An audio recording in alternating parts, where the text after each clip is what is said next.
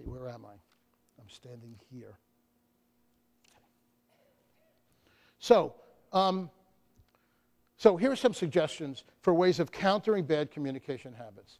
Now, once again, I will say that this is not rocket science, although, I know. I mean, there's nothing here that's surprising, but we don't do it, in general, but we don't do it, or else you wouldn't have come to this workshop. So here are some suggestions. Speak directly to the person or the committee or the group or whatever it is that the issue concerns. What a novel idea. But if it becomes part of the culture, then people are more likely to do it. And that's why you as leaders have a lot of work to do. It's not dealing with it one issue at a time. It's creating the culture where that's what's expected to do. So if someone doesn't do it, they're the exception, the true exception, rather than the rule. Refuse to carry a message from one person or group to another. Now, I don't, Arthur left his lunch at home. Could you give it to him when you see him? No, I'm afraid not. I can't. Bernstein told me I can't carry that message. I mean, obviously there's a degree of reasonable in this, but require that people talk directly to each other.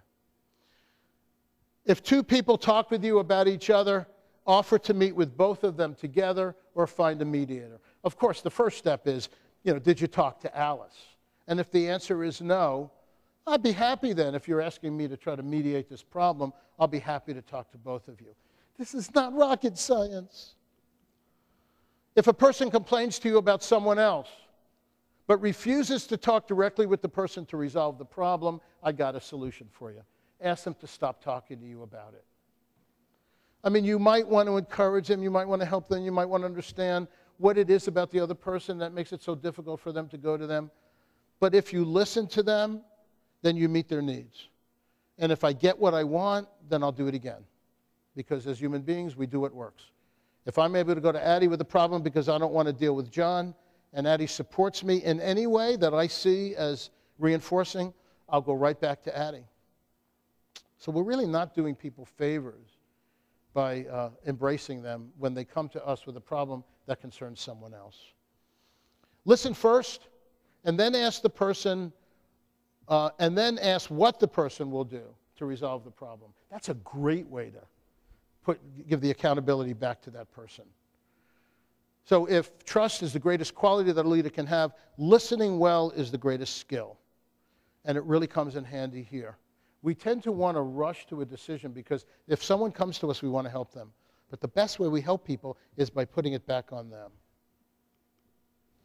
And don't take non-specific or anonymous feedback seriously. If people are not willing to put their name to their word, then it's not something that you can worry about.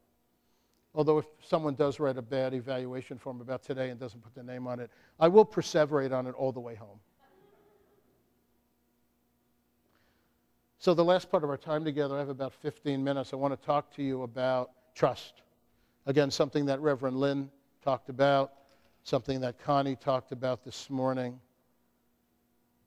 It's the greatest quality that we as leaders can have, the ability to trust ourselves and to create an environment where people trust us. Without it, you have nothing. Without it, you have nothing.